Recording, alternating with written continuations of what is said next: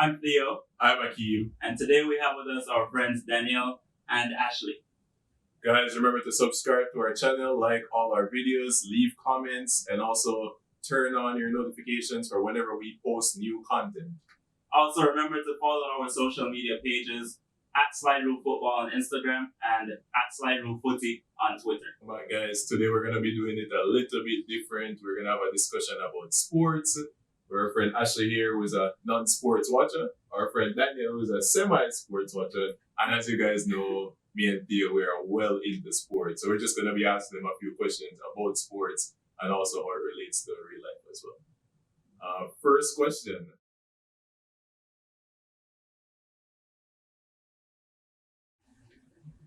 All right, so people are very emotionally invested, but to say too, I mean, I just feel like people need an outlet.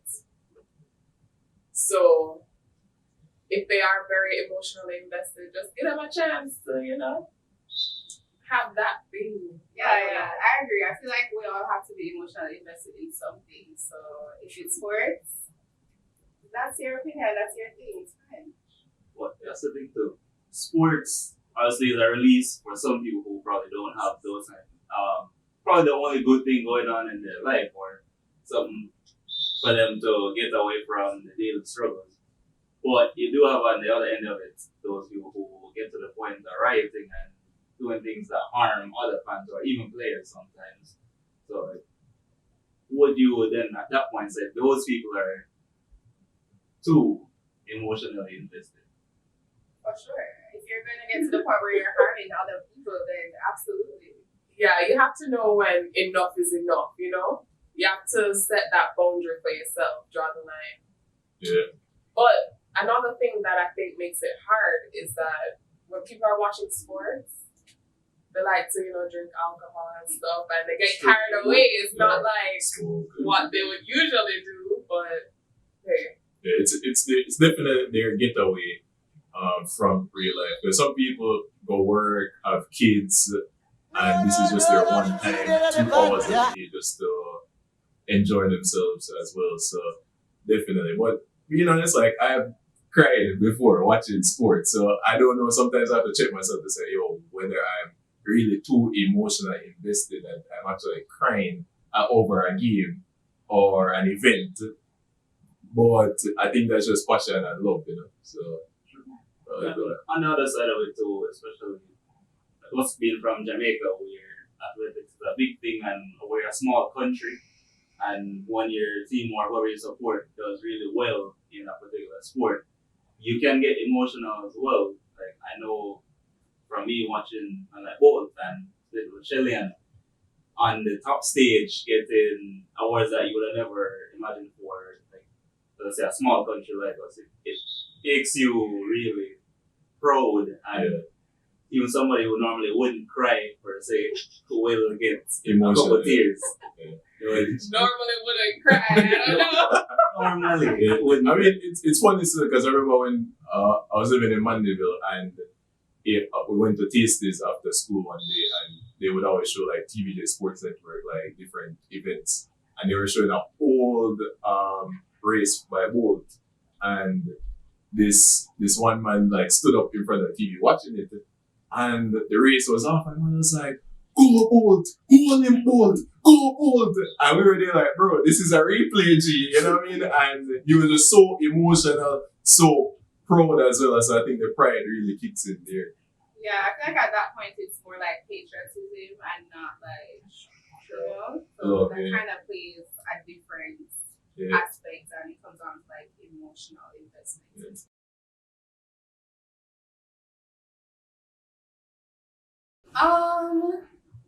I really feel like it depends on how much you let it affect your life, because I feel like I can understand if you're like super passionate about something and it's super important to you, then you're gonna want to dedicate a lot of your life to it.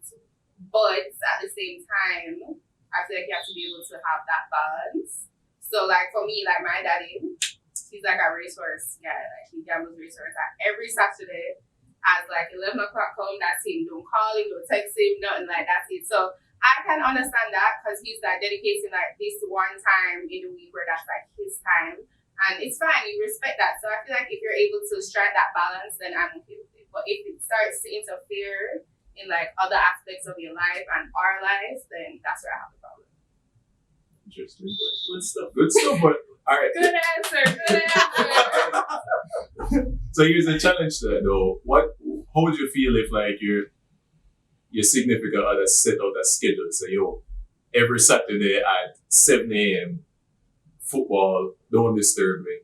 Oh, you know what? Football actually lasts from 7 a.m. to 3 on a Saturday, and also on Sunday. And then, how do you feel about that? Knowing that, you may have other everyday activities to attend to, but Or just things you plan to do as a couple where football gets into the way. Well, I feel like if there's like actually a schedule, then I will be okay with that because I like to work with schedules. If I have a schedule and I know, okay, at this time you're going to be busy, then I'll find whatever needs to be done. We'll find a different time and a different way to make it work. Like, I'm okay with that as long as, you stick to that. I feel like I'll be okay. I don't mind. Okay, so structure. I don't mind a schedule, but I feel like sometimes, I know this wasn't my question. no problem. No problem. Open discussion. Yeah, but I feel like they should be able to make an exception sometimes, That's true. I feel like there are True. certain things that should take precedence over, like that match or I that mean, thing. yeah, you can watch it again. You can get the notifications on your phone, cellular device. Not the same. So I think that's a good because, like me personally, I have my team that I support and I will always want to watch those games. And even though that's my team, I will still watch other games throughout the time that football is on. But I will give up time from those other games that's not necessarily my team that I would have to be invested in. I might have to compromise sometimes on my games as well, but like I feel like you can give up those audience. Like, you don't have to watch every football game, even though, and as Daniel said, there are notifications and ways to check on those things. So YouTube TV, you watch it on your phone, like. Yeah, I feel like the other side of that is sometimes, like, I know for me, like, if I feel like I'm not watching my team, I feel like something happens that wouldn't usually happen if I were watching it. So that part I like don't want to let go to say, I have something really important to do, but I really want to watch this because I might miss something, and it's something that traditionally doesn't happen, will happen because I wasn't watching.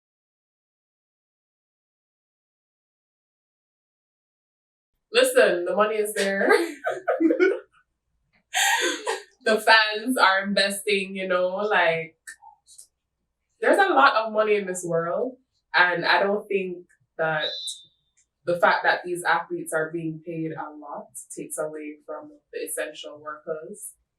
And we don't always have to compare and say, oh, athletes are getting this, so they should get like, just live your life. I also think that athletes, like the toll that the stuff that they're doing takes on their body is a lot of the times very like irreversible and kind of crazy if you think about it. And when you're like old, like if you did mash up your knee when you were kicking at football and you're old, you probably won't have issues. So the fact that they're dedicating their life to putting their body through these like strenuous activities for your entertainment, right. Like I feel like it's fine. Pay them their money. It's a lot of pressure on them. Yeah. I mean, everyone, well, not everyone, but so many people around the world are watching you.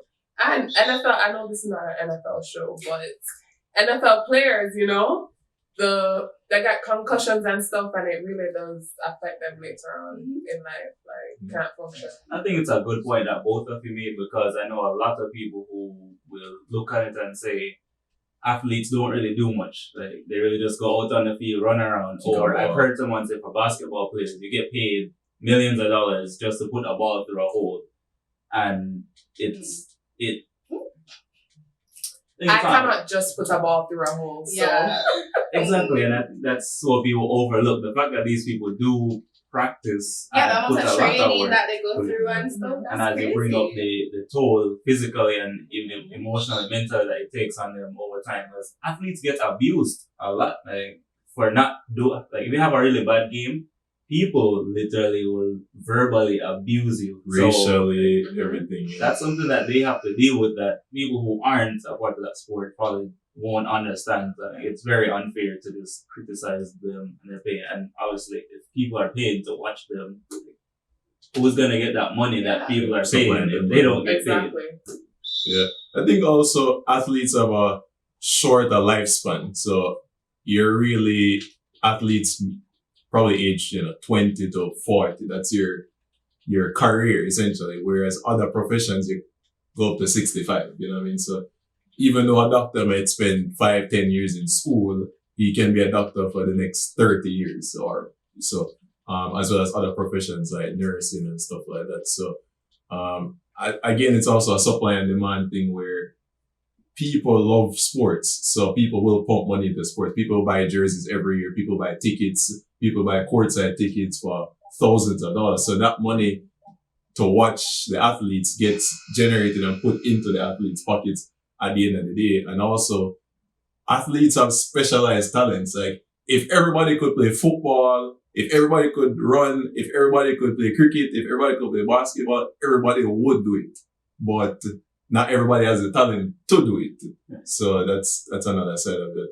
But also, what do you guys think about saying that people will say that, well, sports isn't that important in the grand scheme of things when it comes to politics or government officials to take care of the well-being of, countries and stuff like that? Shouldn't those people be paid more?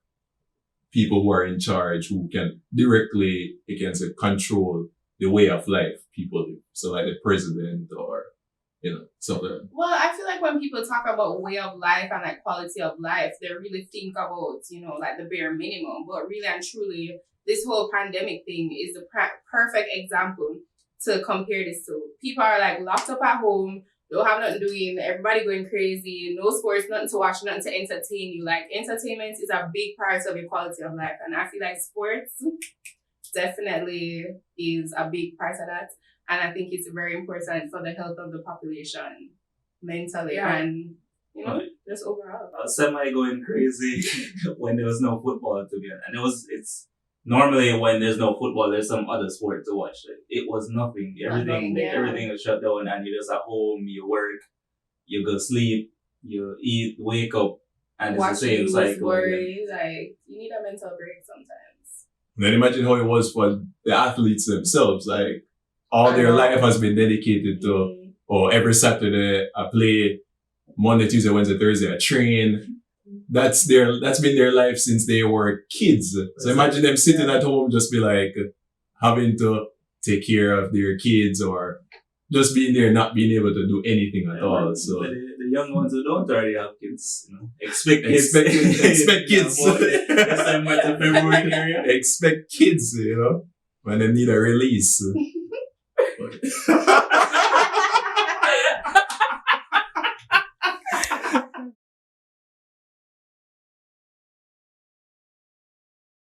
I think for me, the most recent one is when the reggae girls made it to the World Cup and they scored like their one goal. I remember I was at work and I saw it and I was like, oh my gosh, like, that was pride, emotion.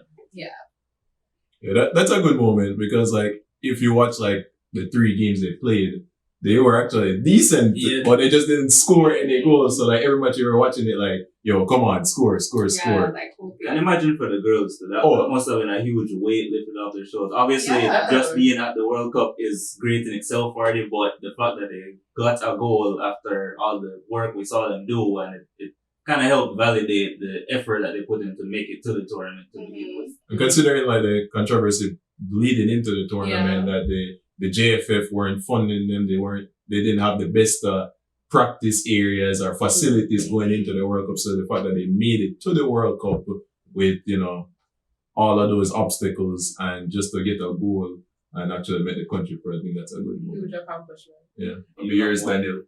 Can I get another drink? Whatever Ashlie said.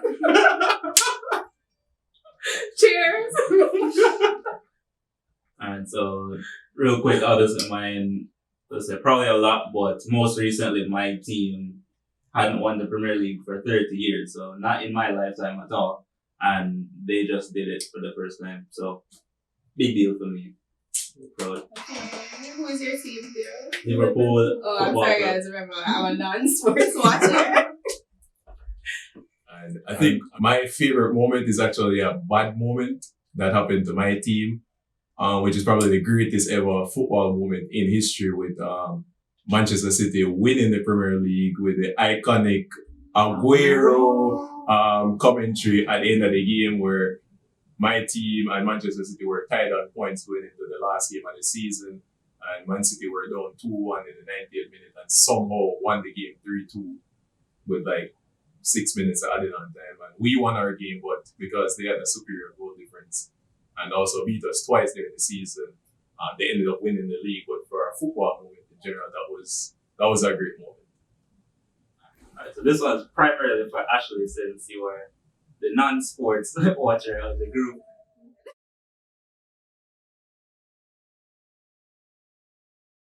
Who said there's a boy? Yeah, what? Excuse me.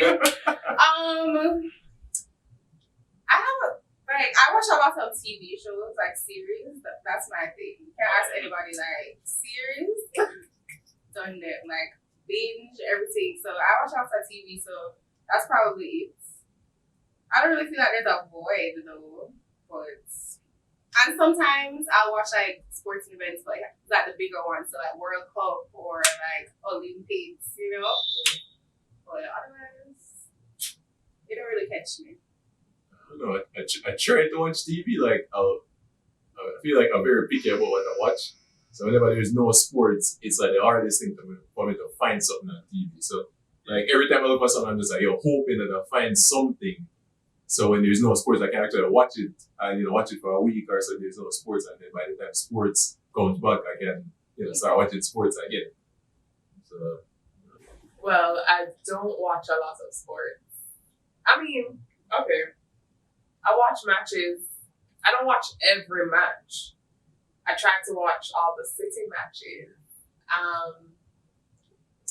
Other than that, I don't watch other sports. I don't really watch a lot of TV, so I don't really know what I do.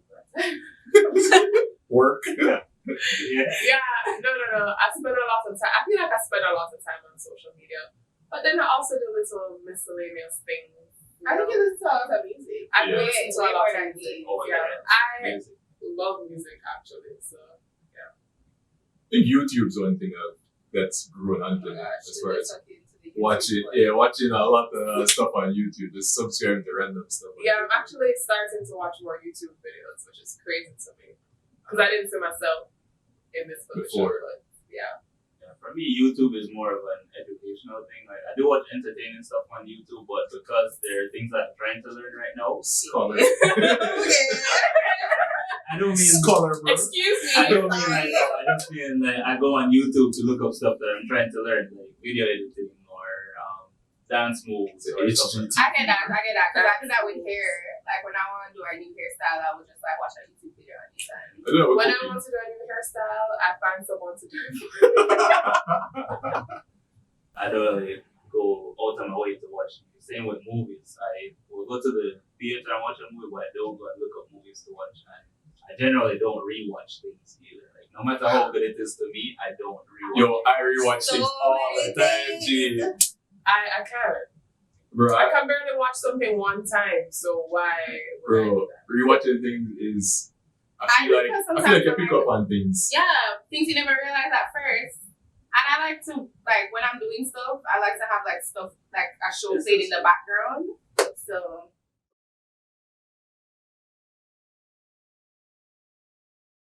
So this is basically a variation of Netflix section. So Video game. you and somebody talking, you and or your significant If we talking, and, or even past that point, but if they invite you over and it's just like a chill time, that's basically the date.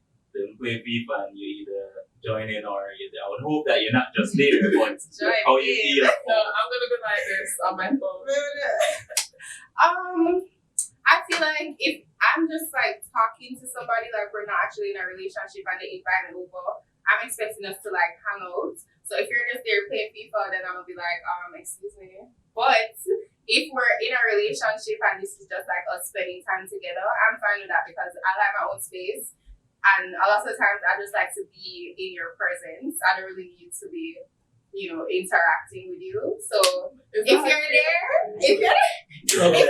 and I'm there doing my thing and you're doing your thing, I'm okay with that. Oh, you stay then. You want me to be there, Ash? Oh, you stay more than that. I enjoy your presence. Okay, I agree, but if every time you invite me over, Not every time, and you are playing FIFA every time, we have a problem.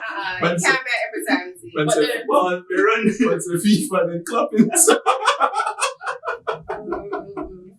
Yeah, so it can be like a constant thing where every time you invite me, you're playing FIFA. And honestly, sometimes, I go and play like more learn. Yeah, I'm hungry too. So if you like offer to teach me, then I will try to learn. But I don't know. I often joke about beating people in FIFA and I don't even know how to kick a ball. But anyway, yeah, I'm down to learn. And it can't be something that happens all the time. No. If it's someone that wakes up, plays FIFA, play FIFA throughout the day, before bed, like that can't work. What are you doing? Like with your life at Free that point? time before FIFA time.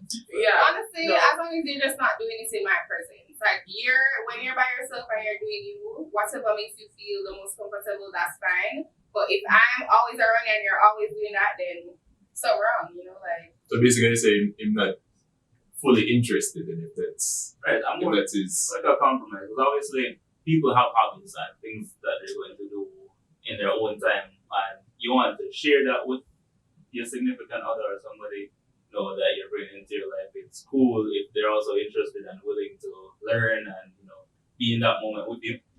But it's a give and take thing, and then also it's not like you gotta think about the other person. It's something that you are interested in, but that may not be what she wants to do all the time. So you kind of have to be cognizant of that pretty much and give to her obvious as well.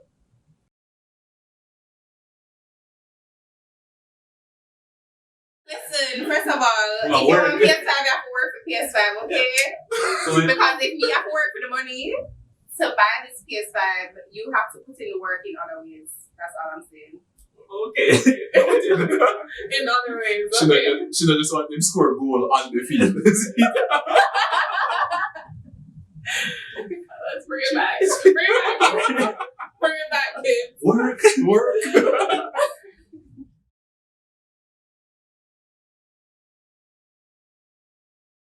Me can't be more athletes. I'm very lazy. So Ashlie nervous. I'm very lazy. Actually, don't Disclaimer. run.